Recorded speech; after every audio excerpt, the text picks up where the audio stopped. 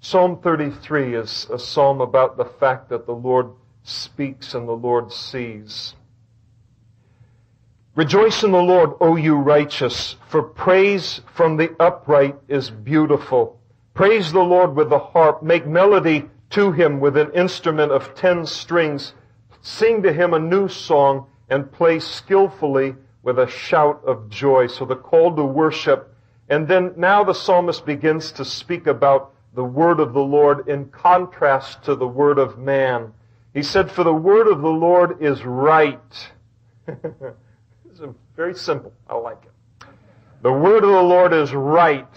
That'd be a great bumper sticker, wouldn't it? The word of the Lord is right. And then in little letters, deal with it. Okay, so my flesh, I got to deal with that a little bit there too, but I still think it'd be nice.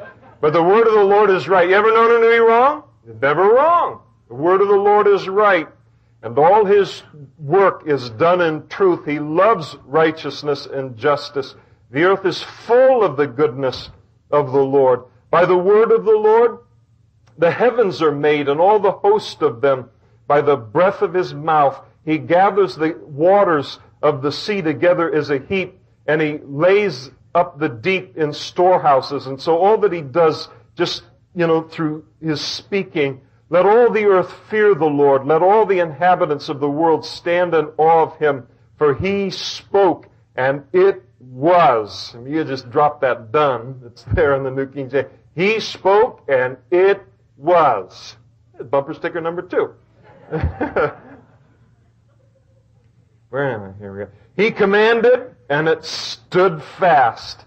And so the word of the Lord brings the counsel of the nations to nothing, and he makes the plans of the people of no effect. The counsel of the Lord stands forever, the plans of his heart to all generations. Blessed is the nation whose God is the Lord, and the people whom he has chosen as his own inheritance.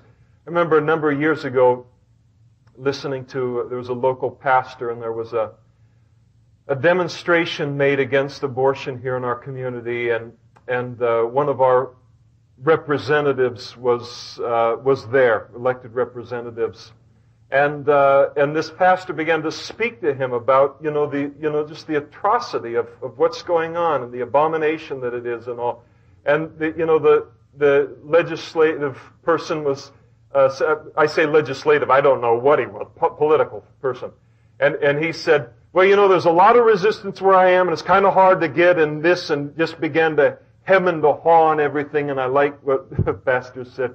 He said, truth is going to win. Is going to win. Your position is going to lose.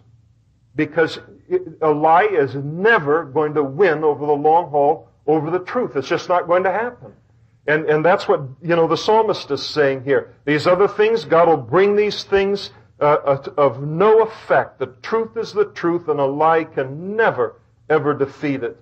And then, having spoken about the word of the Lord, the fact that the Lord speaks, now the psalmist reminds us that the Lord sees. And that reminder that the Lord sees is either a comfort or a petrifying thing, depending on one's relationship with the Lord. The Lord looks from heaven.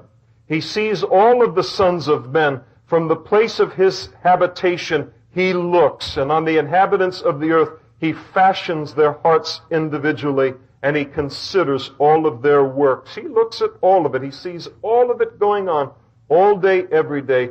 No king is saved by the multitude of an army. A mighty man is not delivered by great strength. A horse is a vain hope for safety. Neither shall it deliver any by its great strength. Behold, the eye of the Lord is on those who fear him, and on those who hope in his mercy, to deliver their soul from death and to keep them alive in famine. And so the psalmist says, God hears and God sees.